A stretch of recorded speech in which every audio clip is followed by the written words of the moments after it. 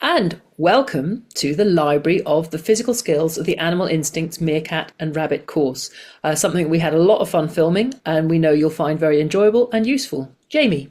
Yes, indeed we did. And I'd like to just make a few little notes before you start. And one of them is our de-stylized approach to teaching this particular course.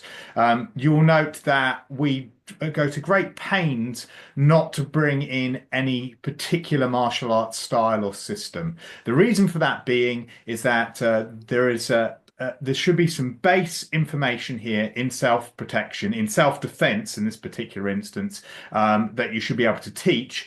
And you should be able to underpin this with your own experience in martial arts. Obviously, this course is made for people who've already are self-protection martial arts teachers. So you should already have your own skill base that you can underpin that information. What we want to do is be able to offer you games that can be layered onto that. Absolutely. As you like to say, Jamie, this is not some kind of weak, pathetic MMA.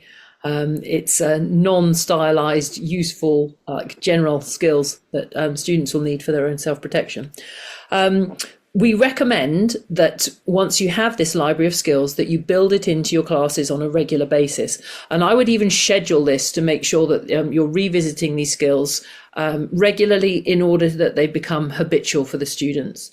Because if you just pop them in every now and again, then they're a novelty, but they won't really be ingrained. And what we're looking at here is some really strong safety, foundational, particularly in the Meerkat, really foundational skills that will help them build excellent body mechanics for all sorts of situations. But that will only work if it's something that happens on a regular basis, just a few minutes here and there, just built into the regular timetable.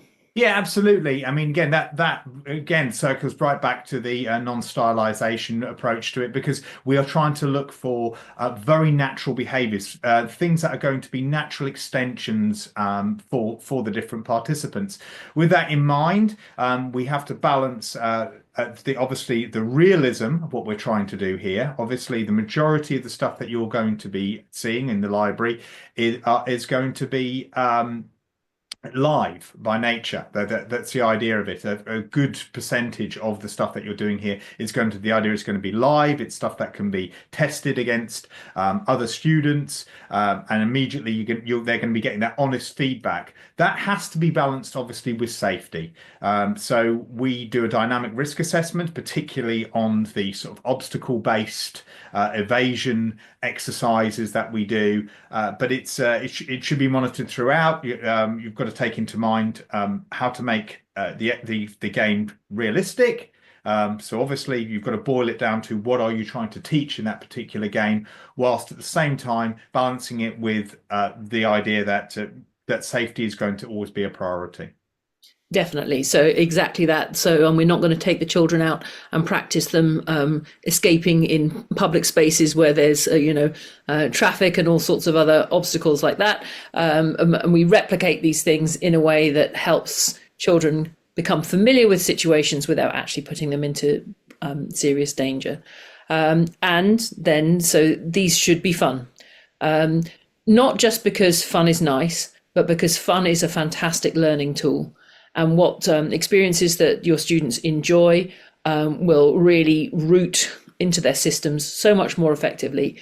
So it's a really, and will keep them coming back. So they're going to stay safer because they enjoy your classes. They enjoy these drills that you're going to slip into warm-ups here and there, or as a cool down, whatever suits your own particular program.